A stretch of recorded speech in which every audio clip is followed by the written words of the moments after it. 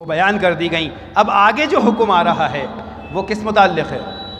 وہ خاص تعلق رکھتا ہے تجارت سے۔ امت مسلمہ کو تجارت قرآن کے ذریعے سکھائی جا رہی ہے۔ لوگ کہتے ہیں نا اسلام میں سب کچھ نہیں ہے، سب کچھ نہیں ہے۔ اسلام مکمل دین ہے، دستور حیات ہے۔ بیع و شرع کیسے کرنی ہے، مشارکت کیسے کرنی ہے، مضاربت کیسے کرنی ہے، بیع فاسد کب ہوتی ہے، بیع باطل کب ہوتی ہے، کہ سب کچھ اسلام میں بیان کر دیا۔ بغلیں جھانکنے کی ضرورت نہیں ہے، جو چاہیے اللہ کے رسول کے ارشاد میں اور قرآن کے احکامات میں ملے گا آپ کو۔ کہ یہاں حکم لگایا کہ جہاں تمہارے لیے اتنی احکامات اور بنیادی چیزیں بتا دی، اور یہ بھی بتا دیا کہ تمہیں آدم سے پیدا کیا ہے، آپس میں ایک ہو، تو اب تمہارا حق بنتا ہے کہ یا ایھا الذین آمنوا لا تأکلوا اموالکم بینکم بالباطل، اے ایمان والوں آپس میں ایک دوسرے کا مال باطل طریقے سے مت کھاؤ۔ کسی کے مال پہ قبضہ کر لیا، سارا مال دبا لیا، کسی کی پوری تجارت ہڑپ لی نا، لیکن حکم لگایا کیسے؟ الا ان تکون تجارتا عن تراضی منکم، سوائے اس کے کہ آپس میں مال کھانے کا طریقہ یہ ہے کہ آپس میں رضامندی سے تجارت ہو رہی ہو۔ کہ اب رضامندی میں دونوں پارٹنر ہو گئے نا، تو اس میں آسانی ہو گئی، ورنہ خالی دکان میری ہے، پارٹنر کوئی نہیں ہے، تو کسی کو حق نہیں میرا مال کھائے۔ باطل طریقے سے یا تو سارا مال لے لو اور کھا جاؤ، یا پھر دکان پہ قبضہ کر لو۔ یہ باطل طریقہ ہے، یہ کسی کا مال دبانا، کسی کی دکان کھا جانا، کسی کا مکان ہڑپ لینا باطل ہے۔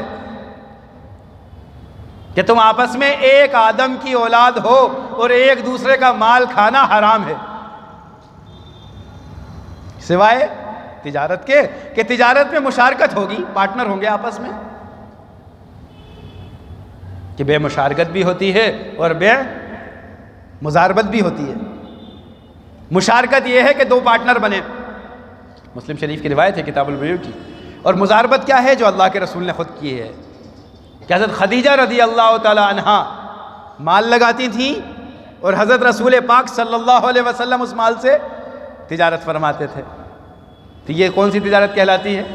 ایک فائنینسر ہو، دوسرا ورک کرنے والا ہو، کام کرنے والا ہو، یہ بیع مضاربت کہلاتی ہے۔ اب نفع نقصان میں آپس میں برابر سرابر ہو جاؤ،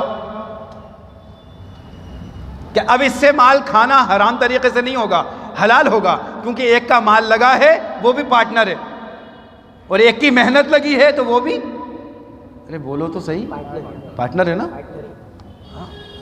تو یہ باطل طریقے سے مال کھانا تھوڑی ہوا، بھائی دکان یہ لگا رہے ہیں، مال یہ بیچ رہے ہیں، مال یہی لا رہے ہیں، میں تو فائنینسر ہوں، میں نے 2 لاکھ لگائے ہوئے ہیں، اب جتنا منافع مہینہ بھر میں آیا کہ آپس میں ہم نے اب ڈیوائڈ کیا، بانٹا، تقسیم کر لیا۔ یہ بیع کیا کہلائی؟ یہ مضاربت کہلائی۔ تو باطل طریقے سے کھانا یہ ہوگا کہ ساری دکان بھی ان کی، مال بھی ان کا، اور میں ان سے ادھاری پر مال لوں اور سارا کھا جاؤں، کہ مکان میں ان سے کرائے پر لوں اور اس پہ قبضہ کر لوں، چاہے قانون کچھ بھی بنائے، لیکن شریعت کا قانون تو یہ ہے۔ اب دنیاوی قانون تو دوسرا ہو گیا ہے کہ جس کا 11 سال 12 سال 20 سال قبضہ ہو جائے کہ ملکیت اس کی ہو گئی، لیکن شریعت کا قانون ایسا نہیں ہے۔ شریعت میں جو جس کا مال ہے کہ وہ حق ہے، کل ذی حق حقہ، ہر حق والے کو اس کا حق دو، کسی کا مال مت دباؤ، کسی کی زمین مت دباؤ، کسی کا کھانا بنا پوچھے مت کھاؤ، یہ حکم ہے۔ لہذا حکم لگا دیا کہ ایمان والوں، اور یہ مطالبہ ایمان والوں سے ہے، غیروں سے نہیں ہے، کہ غیروں کا دین ہی نہیں ہے، دین تو مسلمانوں کا ہے، وہ مطالبہ مسلمانوں سے، یا ایھا الذین آمنوا لا تأکلوا اموالکم بینکم بالباطل، آپس میں کسی کا مال باطل طریقے سے مت کھاؤ، سوائے اس کے کہ تم آپس میں تجارت کرو، عن تراضی منکم، اور رضامندی سے آپس کا بٹوارہ کرو، کہ صاحب پارٹنر ہو گئے، تجارت کر رہے ہیں ماشاءاللہ۔ لیکن آج کیا بتائیں، حوادث زمانہ کہ معاملات اتنے خراب ہیں کہ پارٹنرشپ بھی فیل، ورنہ صحابہ کی اکثر تجارتیں، آپ حیات الصحابہ اٹھاؤ، سیر صحابہ اٹھاؤ، سیرت رسول اکرم اٹھاؤ، نبی رحمت اٹھاؤ، سیرت النبی اٹھاؤ، سب سیرتوں میں دیکھ لو، صحابہ کی تجارت، خود نبی کی تجارت آپس کی پارٹنرشپ پر ہے، کیا پر ہے؟ پارٹنرشپ پر، مزاربت ہو، مشارکت ہو. یہ پارٹنرشپ پر ہوتی تھی کہ ایک مسلمان محنتی ہے، خوب اچھی محنت کرنا جانتا ہے لیکن مال نہیں ہے، ایک بہت مالدار ہیں لیکن وہ محنت کرنا نہیں چاہتے، تو کیا کر لو کہ آپس میں باہم تجارت میں مزاربت کر لو، ایک مال لگائے اور دوسرا محنت کرے. دیکھو اسلام کی خوبی، اور کتنا پیارا دین ہے ہمارا اسلام. اور پھر جو طے ہو جائے آپس میں کہ نفع بھی برابر نقصان بھی برابر. ایسا نہیں ہے کہ تمہیں نفع دیں گے اور نقصان ہم جھیلیں گے، ایسا نہیں ہوتا اسلام میں. جسے بینک دے نا انٹرسٹ، لیے جاؤ سود کھائے جاؤ، حرام ہے، جہنم کے انگارے ہیں. ہاں حکم یہ لگایا ہے مزاربت کرو، تجارت کرو اور منافع تقسیم کرو. اور صحابہ کی اکثر تجارتیں دیکھو ادھاری پر. عبد الرحمن ابن عوف خود نکلتے باہر اور دیکھتے تجارت ہو رہی ہے، مال خرید لیتے کہ جی میں نے خریدا، خدا کی قسم زبان پر فیصلے کہ زبان کے پکے ہیں. آج مسلمانوں کے ایریے بلیک لسٹ ہیں کہ انہیں معلوم ہے یہ زبان کے پکے لوگ نہیں ہوتے، نعوذ باللہ. یہ ہے مسلمانوں کی سطح، یہ ہے مسلمانوں کی سطح. جس کا لے لیا اس کا دینا نہیں. اللہ حفاظت فرمائے. یہ معاملات، اس کو معاملات کا دین کہتے ہیں.